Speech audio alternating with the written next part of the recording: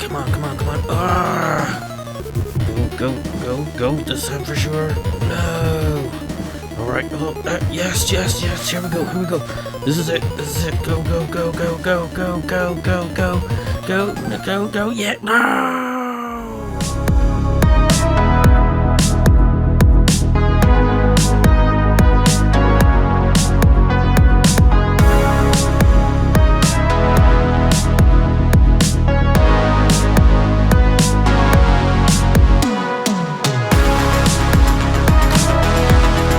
Immortal.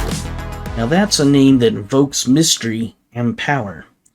When I first popped this in, I hoped I would actually get to play the part of an undying sorcerer, rather than some fragile old-timer who collapses at the drop of a hat. Unfortunately, my memory leans towards the latter. While the opening music is hauntingly awesome and the graphics were top-notch of the era, you have to prepare yourself for a gauntlet of confusion, traps, and constant death. The box art was incredible. It's one of those titles that immediately I was desperate to rent. I still fondly remember those first few hours marveling at the grisly death animations and unique battle system. However, that charm faded fast as we struggled to make any real headway. Those opening levels just chew you up and spit you out. Whatever energy you have left in the tank is usually extinguished by a stray fireball or something sharp hidden in the dark. I've always was curious about what lies beyond the bend, and I always wanted to find the wizard from the opening book. Sadly, back then it never earned a second rental. But over the years, we've kind of only poked at this kind of briefly or caught glimpses at maybe later levels in YouTube videos. It's a game that isn't talked about often, likely because it's broke so many of us. Well, it's time to slap down a few more virtual dollars and see if this time things can be different.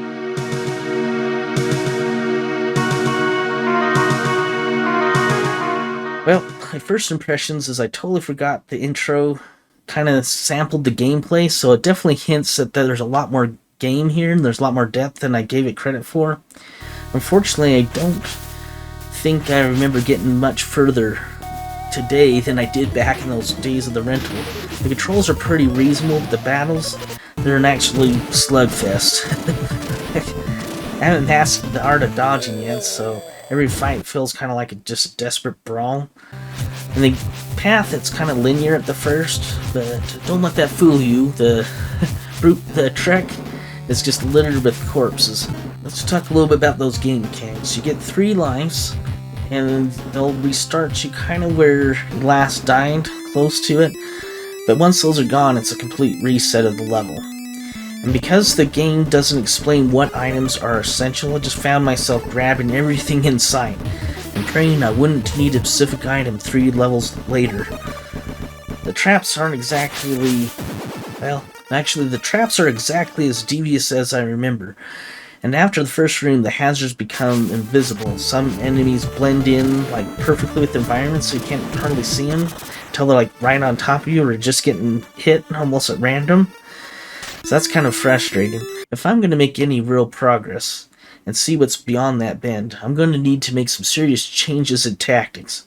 This game's incredibly thin on instructions, so for the next phase, I'm going to bring in some reinforcements. I gotta find some detailed maps. I gotta know where those pressure plates are before, so I don't sit there and run into them. No more walking blindfold into fireballs. I need a guide to see those unseen dangers. This is going to require a lot of careful saving and loading to make sure I can survive the trial and error grind. Time for some research.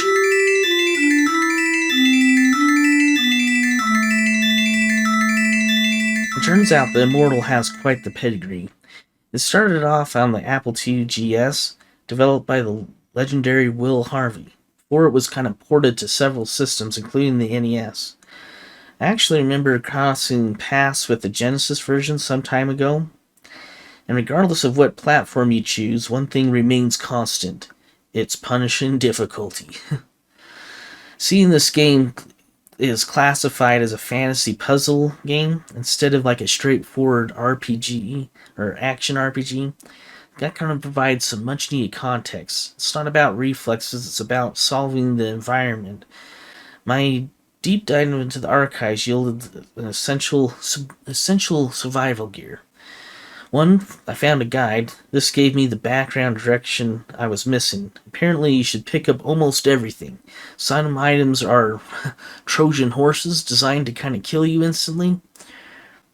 But with some maps, most importantly, I found some layouts that kind of reveal some of those hidden traps, so hopefully I don't have to guess too much what's going on the floor. And then there's a bunch of passwords out there that you could definitely use to skip ahead and find levels, but I don't feel like it would kind of negate the whole rental revenge. So to truly settle the score, I'm going to have to earn it. But with these newfound tools and a clear understanding of the game logic, I'm ready to finally dive back in to the depths.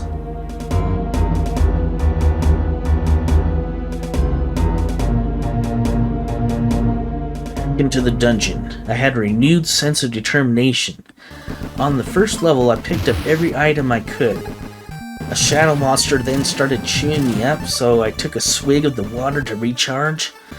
I used the amulet to reveal a hidden ladder, being careful not to read the thing, since that's just another way to die. I actually fell off the ladder once, so had to give that another go, but was on to level 2. This one starts with a high-speed slime that started chasing me around, forcing me to hurry and grab a ruby and a sword. I managed to score a potion for cheap, because I asked the merchant twice. I tried to charm some will-o-wisps that just followed me around, but that didn't really do much. Then I found a door guarded by goblins. After dispatching the outside guard, I dumped a bag of spores into the dirt, and then booked it out of the room. When I came back, the well-dressed goblin was dying. He was asking for water. Whoops, I drank that.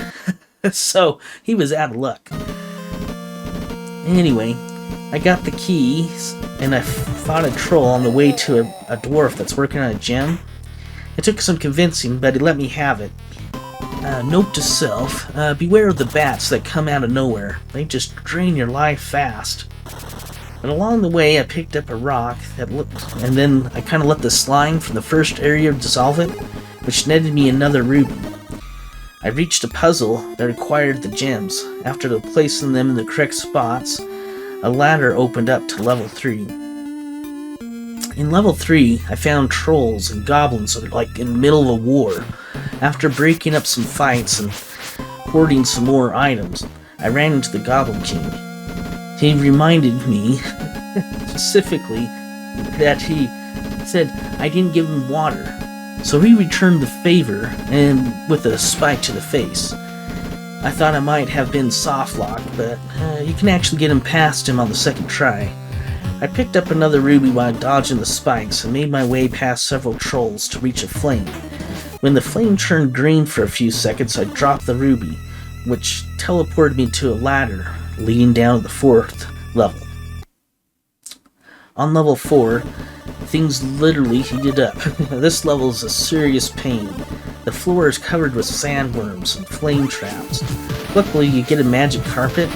Unluckily, that carpet's near impossible to control. I tried many times to fly to the right spots while avoiding the floor flames.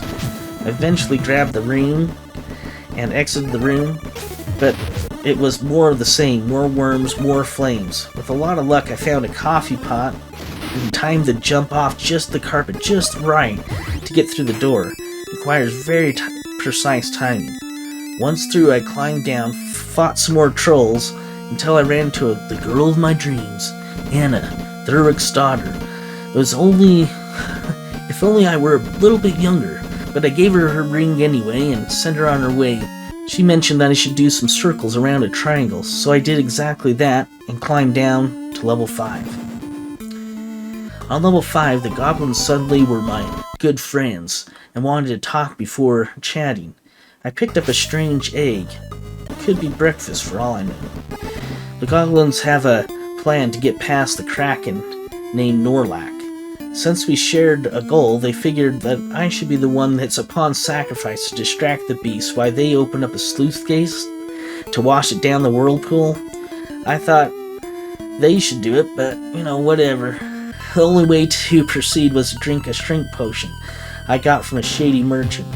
I fit through a crack, but the potion barely wore off before I was attacked by a pair of trolls. The potion's poison was still in effect, making it a mad dash to find the antidote.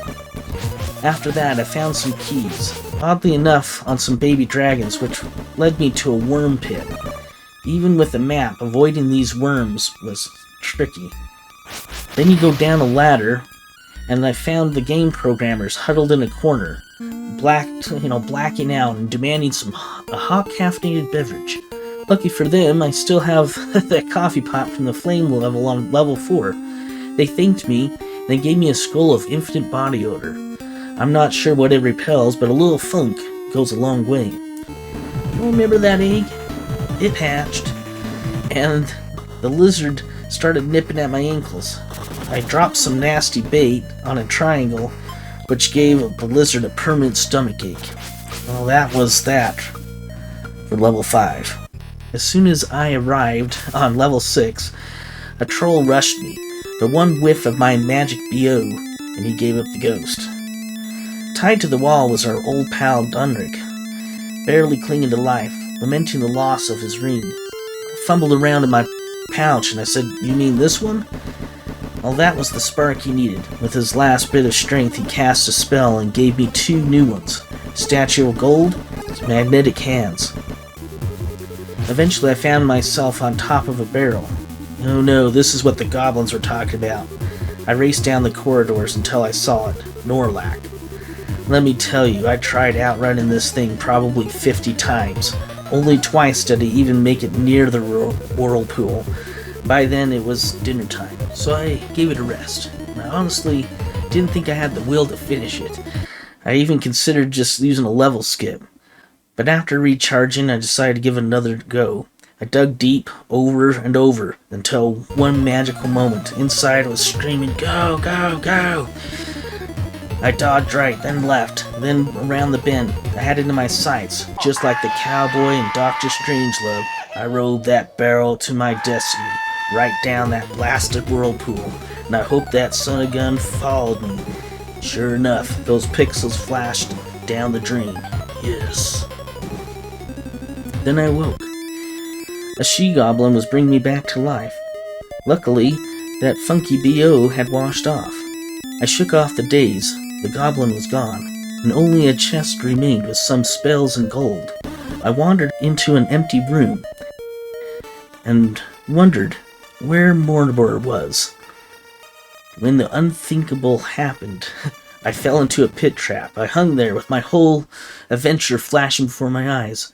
I couldn't let it go out like this, but my staff gave way and I fell. I opened my eyes to see a huge dragon. It was just about to spew flames when I rummaged through my bag. Aha! The blink spell. If I timed it right, I could dodge the flames. Once. Twice. 6 times I dodged, but the spell was spent. The dragon was mustering up its biggest spew yet. But still, I had my flame protect spell. Whoosh! The flames went right by me. Then I realized I had nothing left. I figured I should try the amulet. I pulled it out, carefully avoiding reading the text. And lo and behold, Mortimer appeared. "Read the words, fool," he taunted. Apparently, he was waiting for somebody to find the amulet.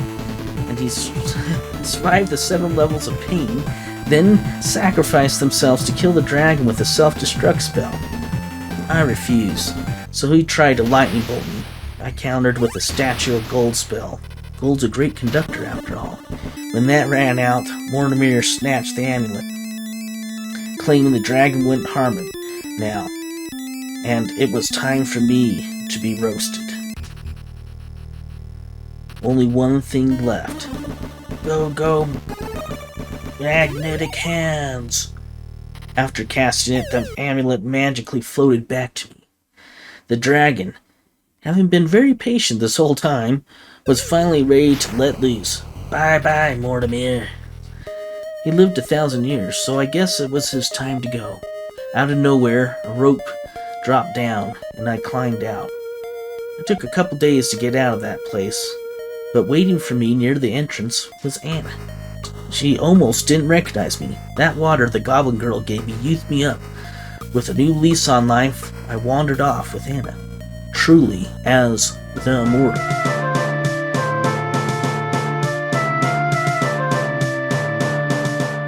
What an absolute adventure this game is, and what a total pain it is in certain parts.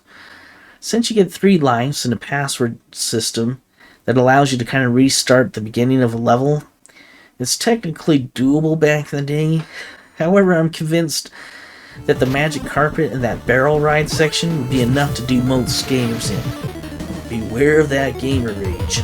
Looking back, the Immortal is incredibly clever in how it connects everything. If you have the patience for it, seeing that journey through to its end is genuinely rewarding. Between the fluid character animations and the sheer variety of the gameplay styles, this was a remarkably ambitious title for its time. While it hasn't received much attention over the years, it's still floating out there for anyone daring enough to venture in. Well, I finally collected my $2 worth of revenge. Now it's on to the next one.